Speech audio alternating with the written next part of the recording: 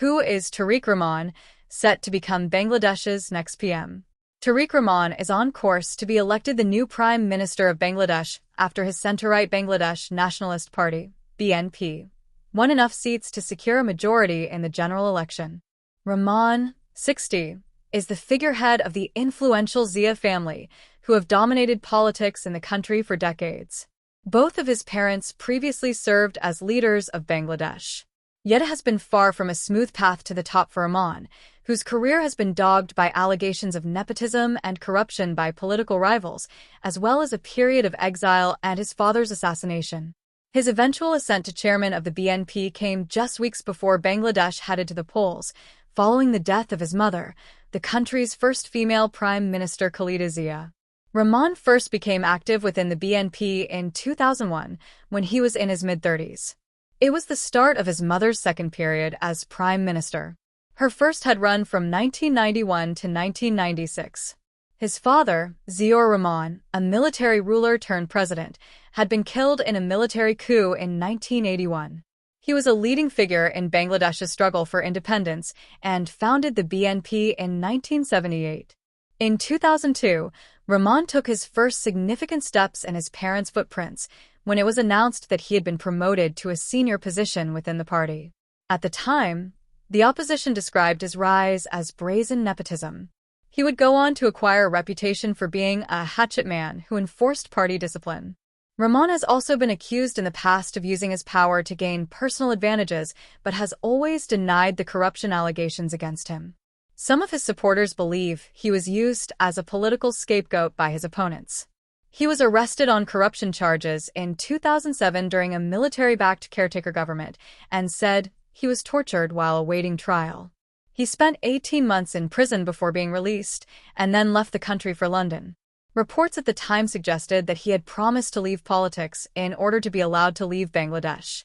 Rahman would not return to his home country for another 17 years. In the crowded, electric theater of Bangladesh politics, few names carry the weight or the controversy of Tarique Rahman. At 60, Rahman stands on the brink of becoming the country's next prime minister after his centre-right Bangladesh Nationalist Party, BNP, secured enough seats to command a parliamentary majority. For supporters, it is the rightful return of a political heir. For critics, it is the latest chapter in a dynasty that has shaped and divided the nation for decades. To understand Rahman's ascent is to understand the Zia legacy. He was born into history. His father, Ziaur Rahman, was a military ruler turned president, a key figure in the country's struggle for independence, and the founder of the BNP in 1978. His leadership helped redefine post-independence politics before his assassination in a military coup in 1981. The echo of gunfire that ended Ziaur Rahman's life did not end his political influence. Instead, it crystallized his myth. Rahman's mother, Khaleda Zia, stepped into that space. She would go on to become Bangladesh's first female prime minister, serving from 1991 to 1996 and again from 2001 to 2006. In a nation often split between rival political families, the Zias became one half of a deeply entrenched rivalry that defined public life. For Tarique Rahman, politics was less a career choice than an inheritance. He formally entered the BNP's political machinery in 2001, in his mid-30s, during his mother's second term as prime minister. To party loyalists, he was the natural standard-bearer of his father's ideology.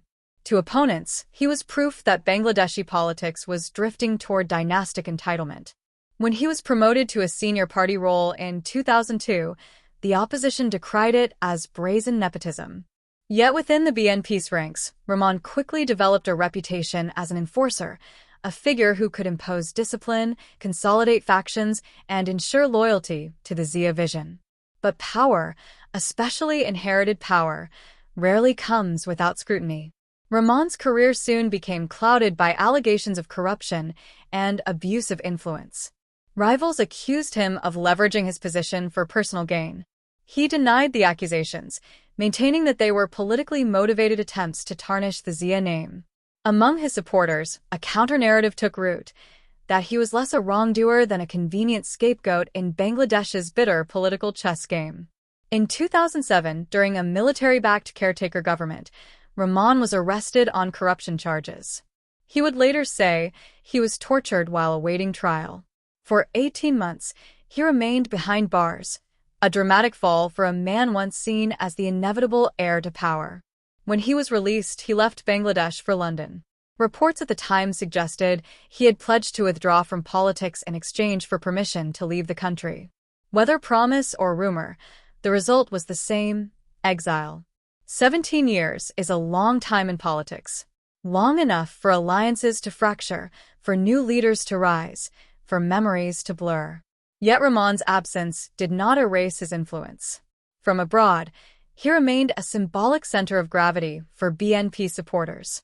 His speeches, delivered via video link, traveled back home through screens and social media, sustaining his relevance in a country he had not physically walked in nearly 2 decades.